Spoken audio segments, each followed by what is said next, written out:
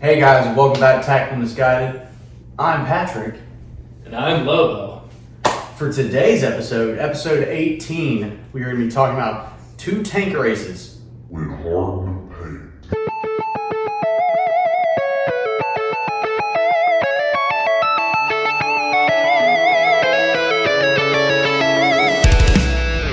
Let's do this.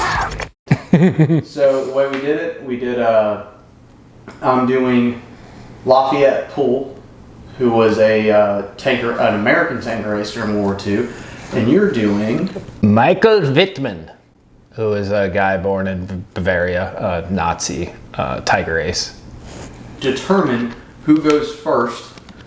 We're going to be taking shots at the dartboard with the dart gun to see who goes first. Closest, best out of two, closest to the center target wins, and then they go first. First place, Alec Baldwin, loser. One. After three. Okay, So, so one, 3, 2, Yeah. 1, shoot. go. Okay. Or on one? 3, 2, 1, shoot. Okay. 3, 3, 2, 1, shoot. I Aw. go first. You go first.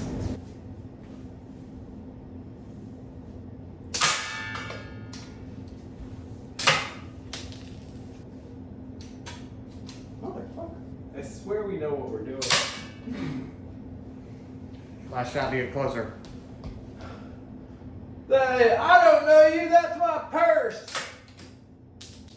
I go first. He goes first. Well, that was fun. All right, so I won. I'm going to be first. So I still get a participation trophy. he does. We're in 2023. He gets a participation trophy. That's been a thing since I was a wheel. Well, it I had a identifies lot of participation trophies. I sucked at everything I fucking did. it identifies as first place. Yeah, I identify as first place. That's why I'm going first. All right, guys. So, War Daddy was his call sign. Lafayette Poole was born in Odom, Texas, in 1919. Oh, dum dum dum. Oh, no.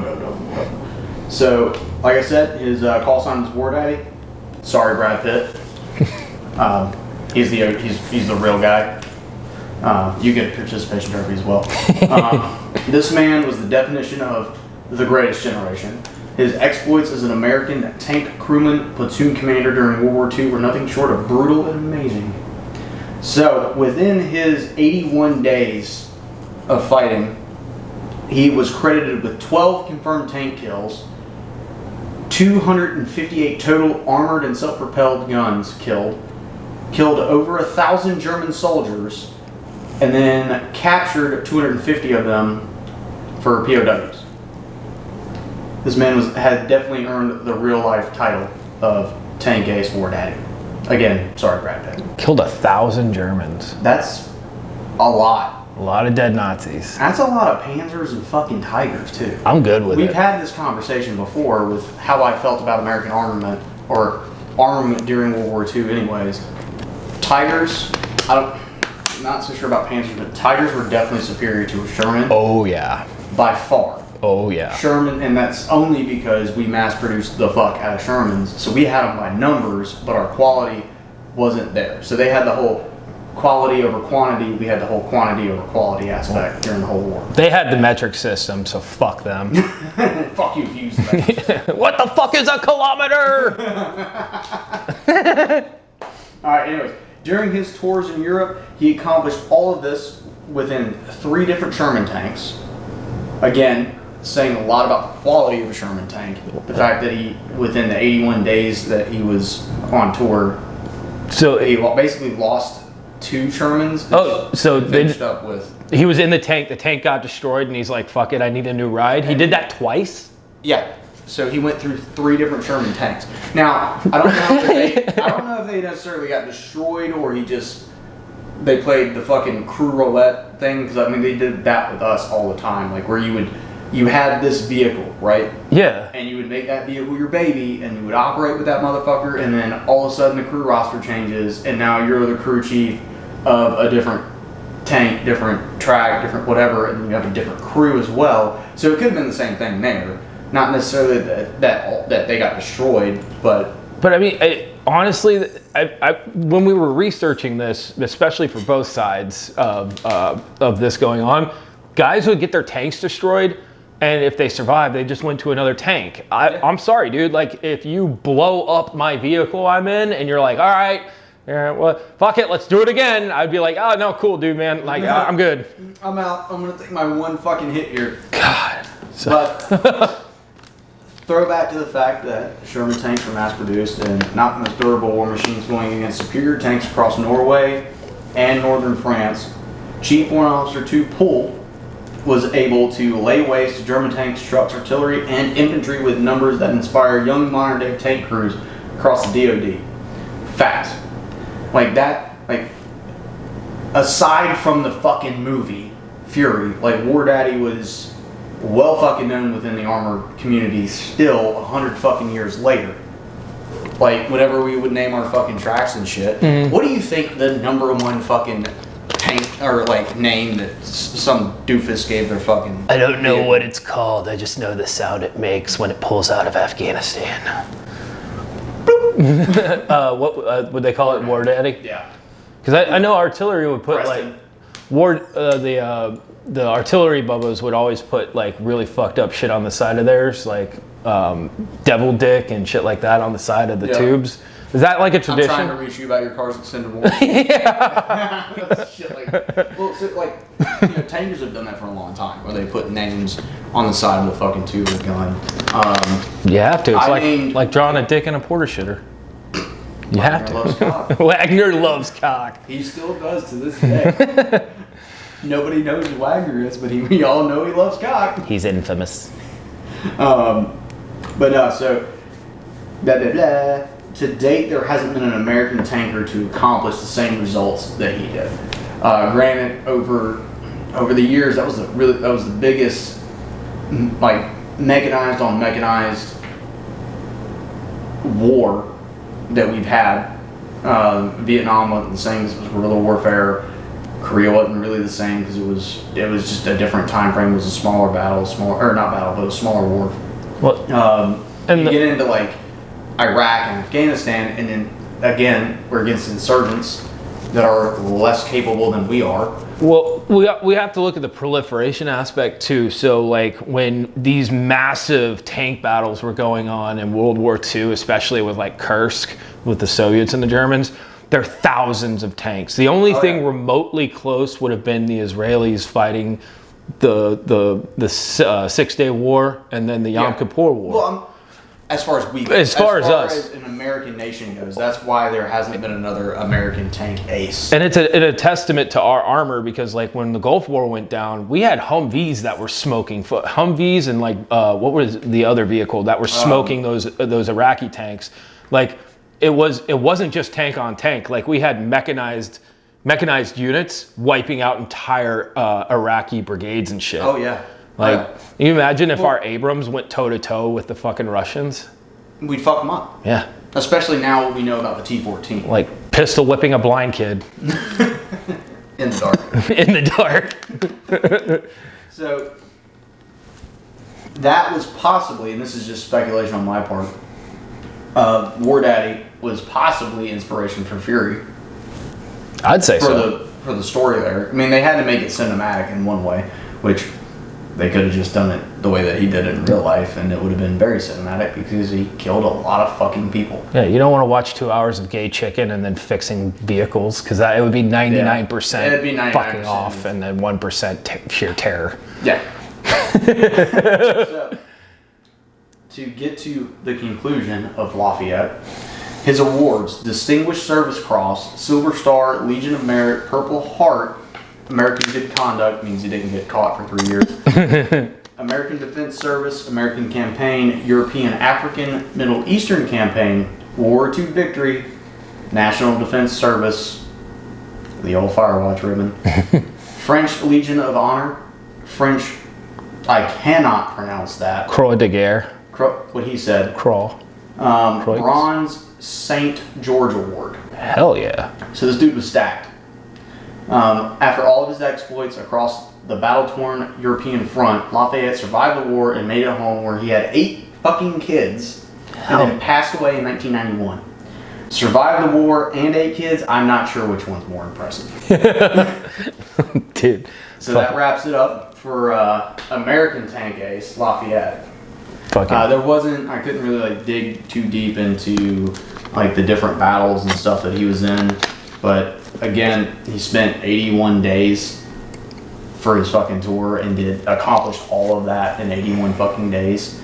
That's pretty fucking amazing. That is amazing. And with the fact that like Shermans were getting fucking torn apart. Like fucking schwacked left and right. Yeah. All right, so the one I got is Michael Wittmann. It's pronounced Wittmann, but it's Whitman if you're English. His nickname was the Black Baron. He was born in Bavaria in 1914 during the German Empire, back when they had an empire. Dun dun dun dun dun dun. So he started off in a tank and assault gun destroyer as a commander. So he was in a Stug STUG 3 and 4. So it was essentially like a giant artillery piece mounted inside a fucking tank chassis. He started off in Operation Barbarossa. So he was on the initial invasion into Russia on the Eastern Front. He also fought at the Battle of Kursk, which is the largest mechanized tank battle on Earth. It's wild. Like, there were mini battles within battles. Like, dudes were literally fighting each other on top of tanks with like hatchets and shit. Fuck yeah. So he destroyed 20 tanks on the Eastern Front. So during his time, it was only 20 for the Eastern Front. The really crazy shit is when he switches to the Western Front when he was fighting in Normandy. Whitman made his money fighting on the Western Front during D-Day and Operation Overlord, not to be confused with Operation Tiger Shark. Sad Eisenhower noises. We actually lost more. We lost more dudes trying to practice for D-Day than we almost did for D-Day. If you don't include the airborne portion of it, it was a fucking disaster, and it's embarrassing as shit. Okay. So, all right, I'm gonna be retarded here. I'm gonna play retarded.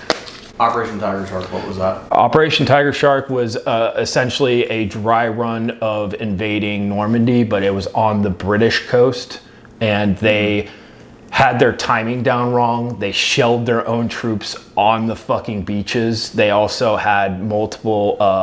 They hadn't perfected H-hour. No, it was bad. Like, thousands of dudes fucking died. Thousands. And then a German U-boat wound up accidentally wandering into the exercise and started sinking ships. It's a fucking disaster. It was the precursor to Operation Overlord. And nobody knows about it because it was extremely embarrassing. All the guys that were wounded and killed, they hid that for years. We're talking thousands of Americans and Canadians. And then just fucking hid that shit? They hid it, yeah. If you were wounded, they basically put you in a little internment camp so you couldn't talk to anybody because they could... I can understand why they would have done that during the time. Because if they would have, then that would have compromised Operation Overlord.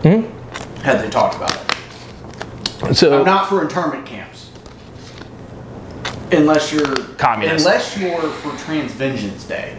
Jesus. Then go fuck yourself. That's just a whole nother episode. We don't really like to talk about mental illness on this show. So Whitman made his money fighting on the Western Front. The real infamy came when Whitman destroyed 14 tanks and 13 transport vehicles in 15 minutes. He wound up destroying, I think it was over 134 tanks combined. So if you can imagine that, 20 on the Eastern Front and then 114 on the Western Front. So one of the really interesting things was he actually wasn't in the German Wehrmacht, the army portion of it. His unit was the Leibenstandarte SS Adolf Hitler Panzer Division. So he was part of the part of the SS, and it was basically their crack, the best of the best. It was essentially what started off as Hitler's bodyguards, and then it morphed into this parallel military force with the army. So he met his end when a bunch of Canadians ambushed and destroyed his patrol. His untimely demise at the hands of a bunch of Canadians. It's like the Europeans of fucking North America, with weapons made in America. So for all those people that like to really go all NATO and Western military. You can go fuck yourself. It was American ordnance with American weapons that killed this guy.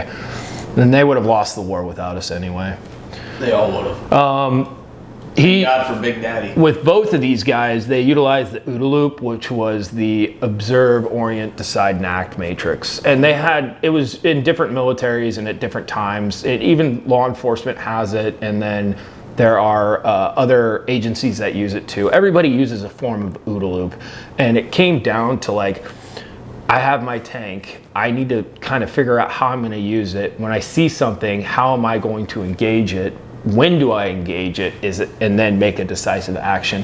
Which goes back to previous episodes of talking about our tactics from the armored side of how we do things. It's the same with infantry, same with anything. Yeah. You have to assess the situation before Leroy Jenkinsing your way into it. Both these dudes wound up in vehicles that were destroyed. And I'm not just talking like a K kill, like imagine like you're fighting and like one of your crewmen's killed, your tank is on fire, you exfil, and then you're not going home. You go right back into another fucking tank. It's insane.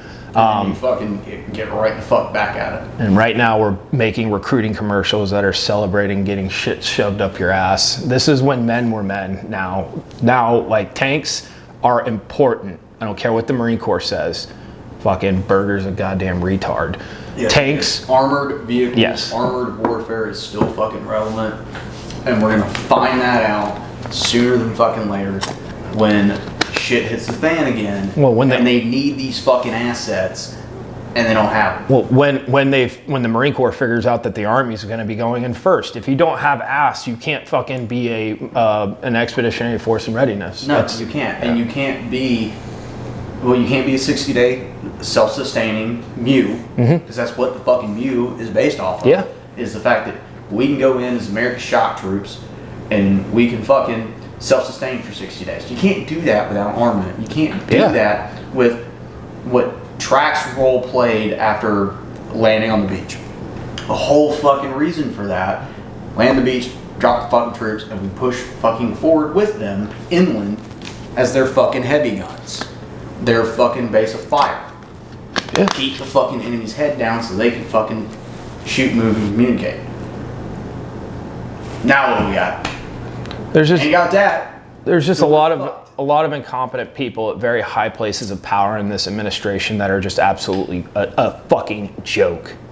Berger and our sergeant major. Who's the sergeant major now? It's not. I think it's Sergeant Major Black. Black? Yeah, that guy's a fucking retard too. Now, I always said the thing. You stay in because you want to make. You stay in long because you want to make changes. But you stay in long enough to see yourself become the enemy. Yeah, 100%. And then you got guys like us that are sitting on, well, you're still in, I'm not. Sitting here fucking Monday night quarterbacking this shit, like, y'all are fucking up. And I'm not that old of a generation from this. I'm fucking 4 years removed, and I can see how fucking dumb this is and what we're doing. And what is going on in the world right now, it's not a time to cut shit back. And the only reason we're cutting shit back is because we have Democrats in office, and that's what happens every fucking time we have Democrats in office. They cut the shit fucking back. And it's going to get to a point. They're making all these changes, they're doing all these things to the fucking Marine Corps.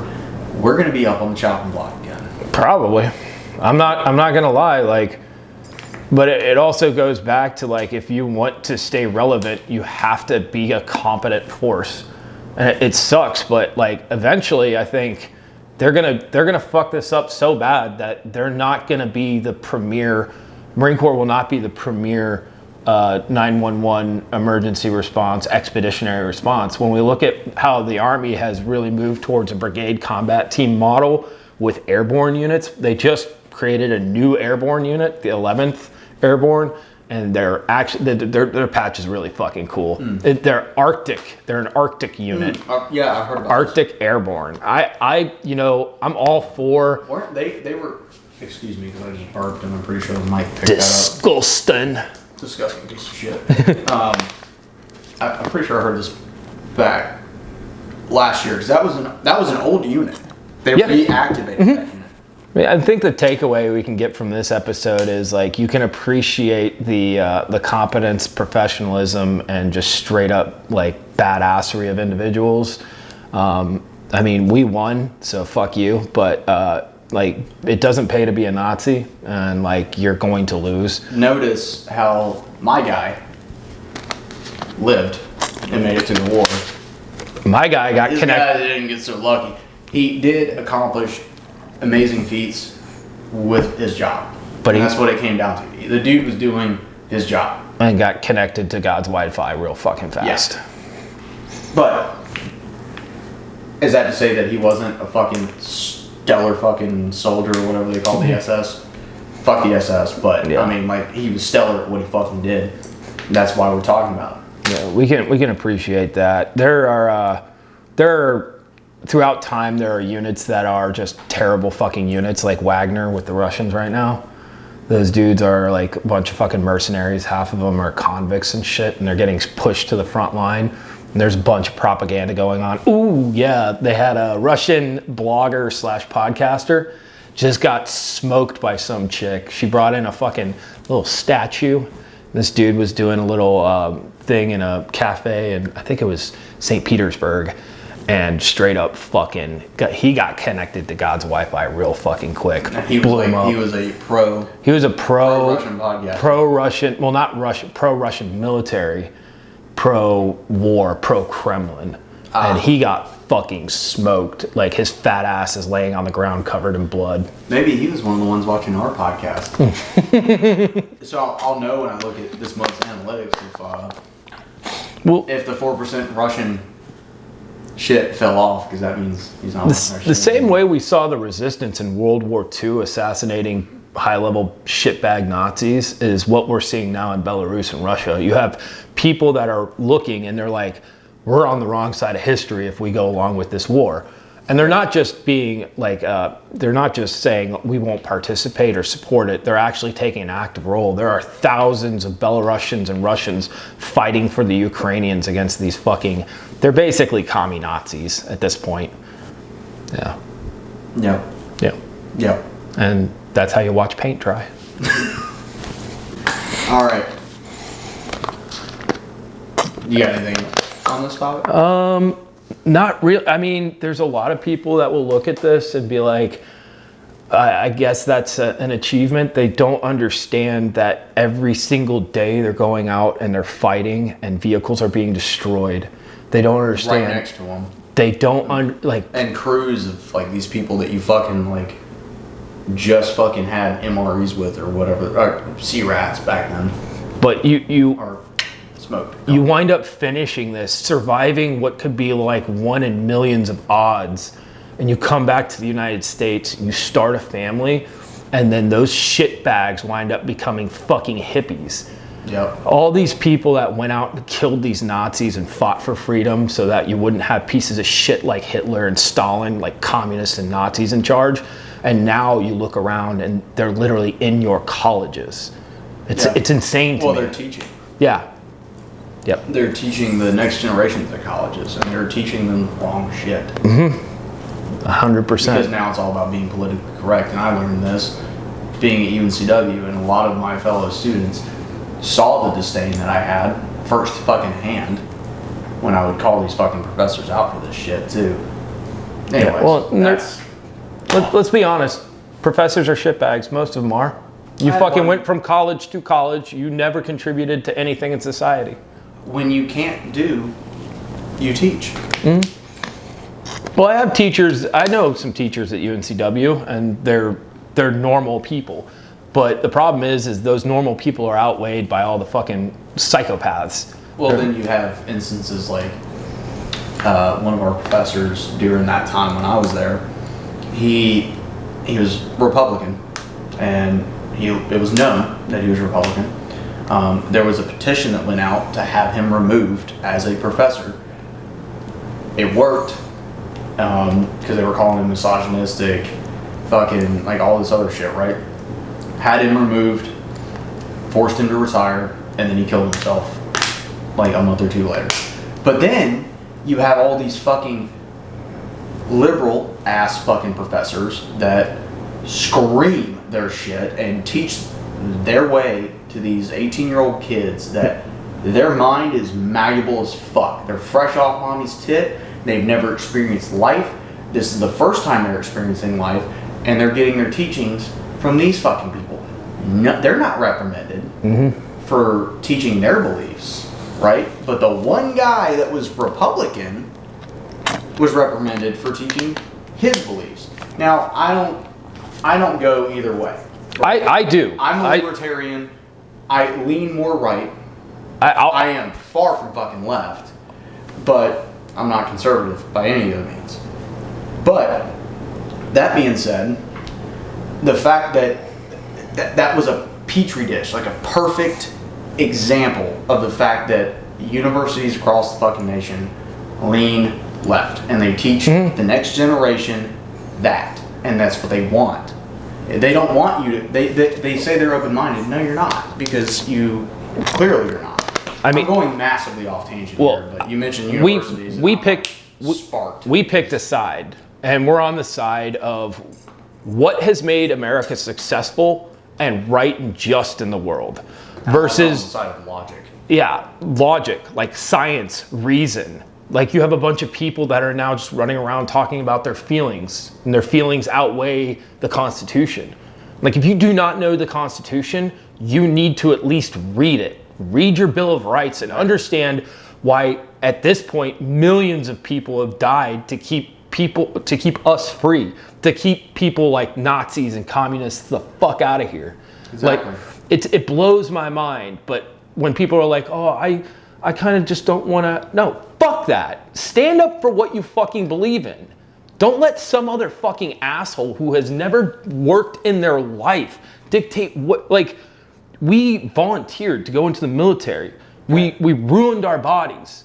And we did that with the understanding. Remember, 18 is too young to wield a gun. Oh my right? God. 18 is too young to wield a gun, but y'all motherfuckers are willing to send us over there to fucking die at 18. We did this with the understanding that our country would take care of us and not turn into some shitbag socialist leftist cuck fucking abortion of what is a former shadow of itself. It's so decrepit, the amount of nepotism and despotism that's in the Democratic Party right now. I don't recognize it. I considered myself probably a Democrat when I first came into the military. Same, actually. Yeah. It's and people are like, well, you're just saying that. No, I haven't changed. You have. The Democrats have. It's insane. What did the Democrats create? A social state. Jim Crow laws? Mm-hmm. That was KKK. Your fucking Lord and Savior, old fucking Biden. Let's talk about that real quick. Fucking racist piece of shit. No, I got something on that one. Because this really peeved my ass the past couple of days. After the Nashville shooting. Now, had this been a white man going in and shooting a fucking Circle K or going in and shooting up a school or some shit, right? When he came out to address it, he would have been very sad. He would have been solemn. He would have been showing him empathy about the situation. A human being. When he fucking came out to address the nation about this fucking Nashville shooting that involved a transgender girl trying to be a guy, I don't fucking care how you look at it. He came out and talks about his love of chocolate fucking ice cream for 5 goddamn minutes before starting it, to the point where the news was like, well, we thought he was going to be talking about the fucking shooting that happened, but we'll just cut back to it whenever he's done talking about fucking chocolate ice cream. Yeah, Emperor Poopy Pants. Like, that's the guy you guys fucking voted for? Come the fuck on. Anything's better than Trump. Like, look, dude, Fuck off. I didn't vote for Trump. I'm not going to vote for Trump. But two things can be true at once. Donald Trump can run his mouth and upset people, and you can have a piece of shit Biden and that fucking sociopath Kamala Harris. What floors me is people will justify their decision for voting for that piece of shit by saying, well, at least it's not Trump. Our economy's in the toilet. We have an epidemic of illegal immigrants coming across the border that are being raped. It is a sexual genocide. Oh, they're just storming the border now. And then they're literally just walking over the fucking border now. There's crime running rampant. There was a dude that was arrested 10 times in 2 weeks and has 36 felonies pending. This is in California. Catch and release. And we have fucking like, where's this? What city is it that just legalized all the fucking drugs? It was somewhere in the Pacific Northwest. They just decriminalized this shit. You have entire communities of drug addicted, mentally ill motherfuckers living in squalor. And you have idiots that are sitting there saying, well, how do you feel? Because that matters more than reality. It sucks. It sucks that ridiculous. These people that are voting for Joe Biden and believe this because they are lying to themselves. Can you honestly sit there? Honestly sit there. Look yourself in the mirror, in the eye, and be like, I'm voting for him because he is the right choice. You are lying to yourself. You are letting your friends and their beliefs and their fucking corrupt morals and ethics dictate what you as a fucking sovereign, free human being are deciding to do. It's so fucked up. Don't talk about my dead grandfather like that. Oh, God. All right, guys. All right, we went way the fuck off tangent. All right, guys. We went way off tangent on the end there. I'm glad we did. I love tangents. Because we need to do that sometimes on this fucking channel. All right.